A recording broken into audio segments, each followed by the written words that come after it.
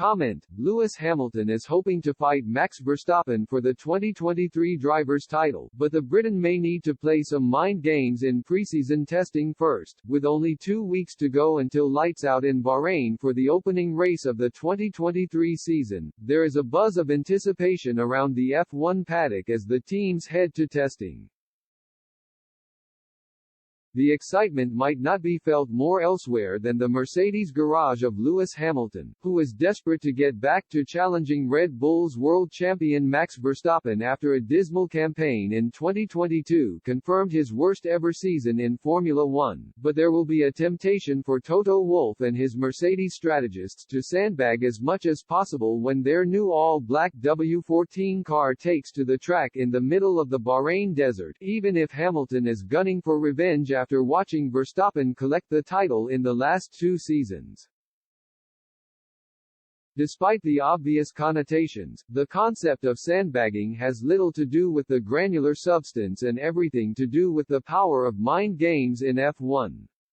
The 2 days of running around the Sakir International Circuit gives teams a more detailed view into where they stand in comparison to other teams on the track. But as F1 commentators are always quick to point out, their preseason pace can be deceptive. It all comes down to fuel loads, engine modes and tire choices as the teams try to cram in as much research and data about the cars for the forthcoming campaign.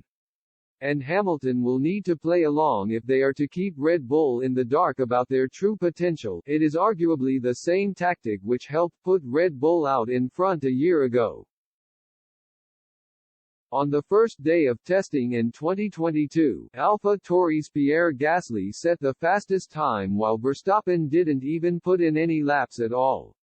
By day 3, Verstappen pumped in a 1 minute 31 seconds and 7 milliseconds, which was 0.6 faster than his closest challenger Charles Leclerc and a whole 2.3 seconds quicker than his best time from day 2. Plenty felt Mercedes were sandbagging in 2022 when they repeatedly suggested porpoising would negatively impact their car and finished in the lower portion of the top 10, and only in the first race of the season did it become apparent their concerns were genuine.